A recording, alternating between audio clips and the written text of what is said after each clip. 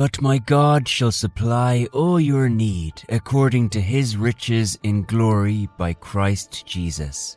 Philippians 4, verse 19. God can never be short of supplies. The entire earth and all that is in it belongs to him. Psalms 24, verse 1. The earth is the Lord's, and all its fullness, the world and those who dwell therein. The fact that we are in need does not imply that God has run out of supplies. Sometimes, God creates needs in our lives so that we come to him. There would never be any time that God would go bankrupt. Heaven's economy can never experience a meltdown. Be as it may, God's supply can never cease. This is the advantage of the kingdom citizens. We have a bank in heaven that can never fail. Its supplies are constant. Deuteronomy 8, verses 1 to 5. Every commandment which I command you today, you must be careful to observe, that you may live and multiply, and go in and possess the land of which the Lord swore to your fathers. And you shall remember that the Lord your God led you all the way these 40 years in the wilderness, to humble you and test you, to know what was in your heart, whether you would keep his commandments or not. So he humbled you, allowed you to hunger, and fed you with manna, which you did not know, nor did your fathers know, that he might make you know that man shall not live by bread alone, but man lives by every word that proceeds from the mouth of the Lord. Your garments did not wear out in you, nor did your foot swell these 40 years. You should know in your heart that as a man chastens his son, so the Lord your God chastens you. The fact that you are in need does not prove that God has exhausted his supplies. No. Sometimes we go through hard times for God to test our obedience and for him to show us his glory. The reason the children of Israel had to suffer hunger for a while in the wilderness was for them to know that there is a God who can supply their needs. If they had gotten manna the first day, they would not have appreciated it the way they did later. Our obedience to God is also tested in our times of need. So many believers only profess to love God with their mouths, but hard times have proven their love for God to be false and based on the supplies they had previously received from him. Yes, God can provide for our needs, but he wants to know whether our love for him is unconditional. The devil argued that the reason Job was faithful to God was that God gave him all that he needed and protected him from all evil. So Satan answered the Lord and said, "Does Job fear God for nothing? Have you not made a hedge around him, around his household, and around all that he has on every side? You have blessed the work of his hands, and his possessions have increased in the land. But now, stretch out your hand and touch all that he has, and he will surely curse you to your face." Job 1, verses 9 to 11. God knew that the devil's assertions were false and baseless, but he still exposed Job to the destructive force of the devil.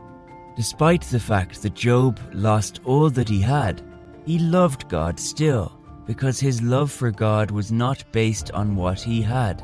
Sometimes the hardness we feel could be because of an ongoing argument in heaven about our loyalty and love to God.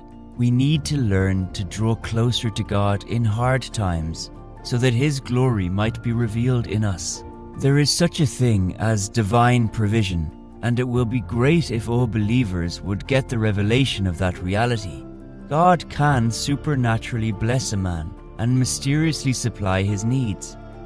A very good example in the Bible of such a man who received God's supernatural blessing was Obed-Edom. Prior to that time, Uzzah had died because he tried to rescue the Ark of the Covenant from falling, and David was scared of bringing the Ark to Jerusalem, so he ordered that it be kept in the house of Obed-Edom. In 3 months, God blessed Obed-Edom to the point that he was noised abroad. Second Book of Samuel, chapter 6, verses 9 to 12. David was afraid of the Lord that day, and he said, "How can the ark of the Lord come to me?" So David would not move the ark of the Lord with him into the city of David. But David took it aside into the house of Obed-Edom the Gittite. The ark of the Lord remained in the house of Obed-Edom the Gittite 3 months, and the Lord blessed Obed-Edom and all his household. Now it was told King David, saying, "The Lord has blessed the house of Obed-Edom and all that belongs to him, because of the ark of God." So David went and brought up the ark of God from the house of Obed-Edom to the city of David with gladness. The Bible didn't tell us how God blessed Obed-Edom or what sort of work he did in 3 months. All we know about him is that his story changed in no time. The revelation of God's ability to meet a man's need was shown to Abraham in Genesis 22, verse 13, when God provided a sacrificial lamb in place of Isaac. It was this provisional dimension of God which Abraham saw that made him to name God as Jehovah-Jireh, Genesis 22, verse 14. And Abraham called the name of the place, "The Lord will provide." As it is said to this day, "In the mount of the Lord it shall be provided." The word Jehovah-Jireh in Hebrew means Jehovah will see to it. The Lord will see to your needs if you trust him and call to him for help. He is the ever-present help in times of need. Psalms 46, verse 1. Each time you are in need, don't be too overwhelmed by your worries to forget how God had met your needs at previous times. The problem with many of us is that we often allow the memories of God's faithfulness over our past needs to fade away just because we have a new demand. If God has ever met your needs, then he can do that again. Always learn to appreciate God for what he has done in times past. When you appreciate God for past provisions, you are simply invoking his provisional power for the present need. Manna has and will never finish from heaven.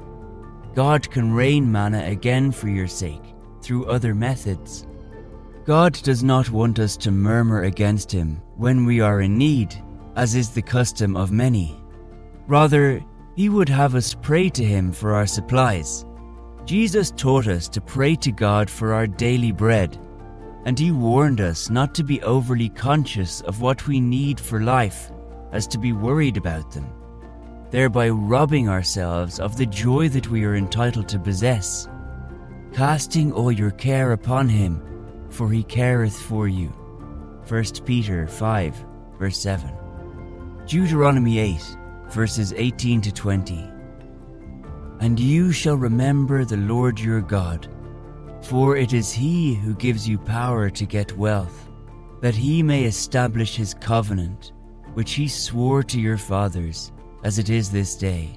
Then it shall be, if you by any means forget the Lord your God, and follow other gods, and serve them and worship them, I testify against you this day that you shall surely perish. As the nations which the Lord destroys before you, so you shall perish, because you would not be obedient to the voice of the Lord your God.